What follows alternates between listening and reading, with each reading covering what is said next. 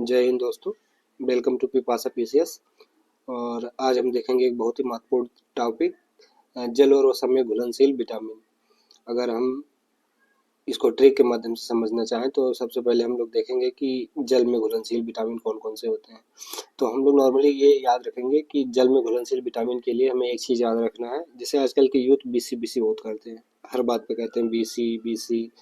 तो बी से हमारा ये हो जाएगा, बी से हमारा ये हो जाएगा कॉम्प्लेक्स, और सी से विटामिन सी। ये दोनों जल में घुलनशील होते हैं।